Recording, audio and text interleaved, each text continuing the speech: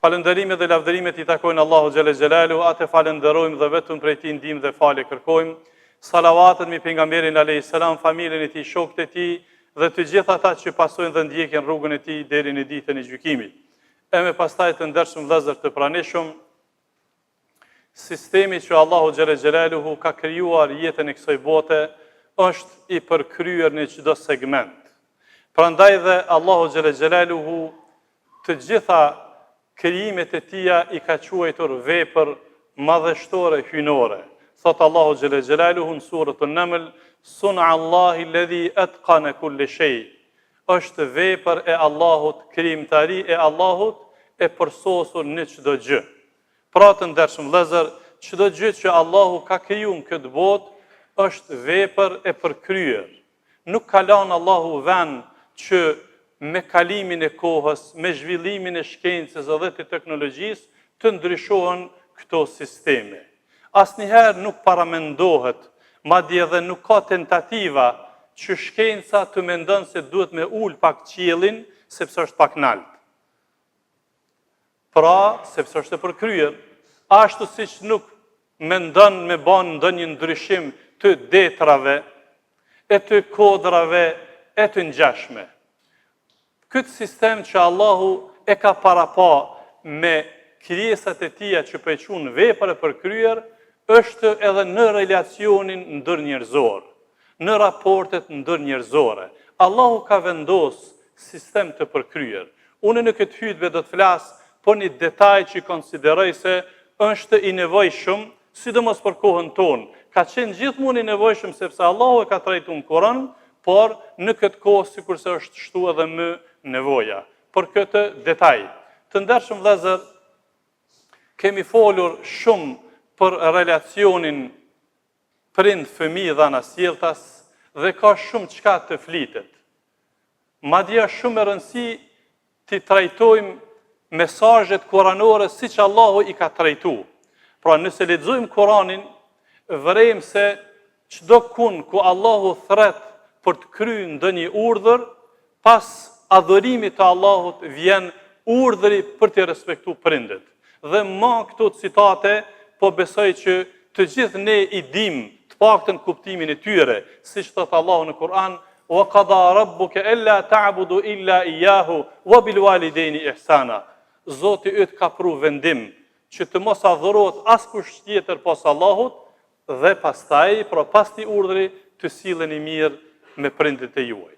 Dhe në anën tjetër, çdo kund Kur'an ku kanë ardhur citatet për ndalesa. Ndalesa e parë pas paganizmit që vije është kujdesi për prind, mos me i keq trajtu prind, të respektohen prind, mirësjellja ndaj prindve e kështu me radhë. Siç thot Allahu xhallal xhelalu, wa'budullaha wa la tushriku bihi shay'a wa bil walidayni ihsana. Adhuroni vetëm Allahun, mos e shoqëroni atë në asgjë. Dhe pas kësaj urdhri për të sjellë mirë me prindërit. Andaj të ndershëm vëllezër, duke qenë se kjo çështje, pra prindërimi është përzgjedhje hyjnore. Ti je prind, është përzgjedhje hyjnore, është një pozitë e lartë dhe fisnike, e cila duhet të ruhet dhe të çmohet. Duke qenë se është e tillë, pjesa që unë sot do ta detajoj dhe ta trajtoj është të ndershëm vëllezër, ndjeshmëria, emocioni i prindit i lidhur me fëmijën e tij. Dashuria që ka prindi për fëmijën e tij, dhimbjen që e ka prindi për fëmijën e tij. E që i bie se duhet ta kuptojnë fëmijët se nuk ka dikush nga njerëzit që i don më shumë se prindërit. Nuk ka dikush nga njerëzit që kanë qef me pa fëmijën më mirë se sa që ka qef prindi. Prindi gëzohet me suksesin e fëmijët.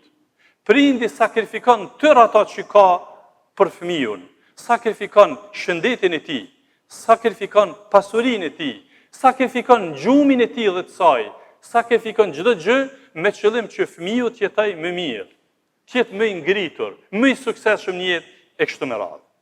Zoti i Madhërisht në Kur'an, pas detajeve tjera, e ka trajtuar pra edhe këtë detaj emocional që unë do ta sjellin nga një shembull kuranor për nënën dhe për babain. Se si i përjetojnë prindët gjendjen e fëmijëve, kur fëmijët i lëndojnë, kur fëmijët nuk i ndëgjojnë, kur fëmijët i braktisin. Allahu xhelle xhelaluhu përshkruan rastin e nënës së Musaut a.s. Duke qenë se Musa a.s. si pejgamber, ka lind në rrethana të jashtëzakonshme, siç edhe dini. Ka lind në kohën kur është marrë vendimi me i myt të gjithë fëmijët meshkuj. Në atë kohë ka lind. Llogaritni Allahu xhelle xhelalu si e ka përmbys këtë projekt të Faraunit. Ka lind Musa a.s. pra, po themi, në ankthën që ka pas nëna për lindjen e fëmijëve të saj. Lindi Musa a.s. në një gjendje jashtëzakonisht të vështirë. Kur i erdhi lajmi se ka marrë vendim Faraoni të mbys fëmijët meshkuj, djemt, i shpëtoi lindjes. E pastaj, kur i erdhi lajmi se lumi e ka bardh djalin e saj. Të gjitha këto dhe shumë të tjera kanë qenë shqetësim për te. Allahu xhelle xhelalu këtë detaj ka përmend në suratul Qasas, thot: "Wa asbaha fuadu ummi Musa fariga." Zemra e nënës së Musaut mbeti e zbrazët. E zbrazët nga ndjenja, nga dhimbja për djalin, që do t'ja marrin, apo që i humbi. Pra të ndershëm vëllezër, ne duam ta trajtojmë këtë citat në segmentet jetës. Këtë citat, thonë dietarët, nuk ka të bëjë vetëm me nënën e Musaut a.s. Këtë citat ka të bëjë me të gjitha nënat. Çdo nën është e lidhur ngushtë me fëmijën e saj. Jo dhe rastisht ka thonë pejgamberi a.s. Men farraqa bejne walidatin wa waladiha, farraqa Allahu bejnehu wa bejne ahibatihi yawmul qiyamah. Ai që ndan nënën nga fëmiu i saj, Allah do ta ndaj nga të dashurit e tij në ditën e gjykimit. Pra të ndershëm vëllezër, nëna është e lidhur emocionalisht me fëmijën. Jo vetëm gjatë kohës së lindjes, jo vetëm pas lindjes, po deri në pafundësi. Sot është gjallë nëna, edhe në pleqëri, edhe djali nëse është bë burr dhe është në plak, prap nëna është e lidhur emocionalisht me fëmijën. Prandaj të ndershëm vëllezër, shikoni si e ka përshkruar Allahu zemrën e nënës. Pra, zemra e nënës është e zbrazë nga fëmiu që e braktis, që e lën, që nuk kujdeset, e që pastaj mos flasmi nëse e përbuz, nëse e keq trajton e kështu me radhë. Dhe do të shikojmë shembullin tjetër si Allah e trajton gjendjen e babës. Me të njëjtin, po themi perimetër, me të njëjtin gjendje kur fëmiu nuk kujdeset për babën, kur fëmiu e braktis babën, kur fëmiu e lëndon babën. Allahu xhelle xhelaluhu e ka përshkruar në Kur'an në surën e Yusuf rastin e Jakubit a.s. Allahu xhelle xhelaluhu po thot: "Wa biyaddat 'aynahu min al-huzni fa huwa kadhim." Nga lotët e shumt që derdhi Jakubi për të birin e tij, u çorrua, u vërbrua, ju zbardhën syt. Kishte mërzi të madhe edhe pse mante në vete këtë. Pra vëllezër të ndershëm, baba për shkak të burrnisë që ka, nuk e shpreh dhimbjen, mërzien për fëmijën, djalin ose vajzën. Mirë, po mund kjo mërzi ta shën deri në verbëri. Pse? Sepse ai ka dhimbje. Të dytë këta, pra, baba dhe nëna, tham, shumë kanë nejt qut për ty, për mu, para tjetrin. Shumë kanë investu. Prandaj i bie se askush nuk të dën më shumë se sa prindet. Kështu që derisa Allahu xhelle xhelaluhu, përveç dispozitave tjera, i ka trajtu edhe aspektet emocionale, mundohu pra prindërve mjavëru emocionet.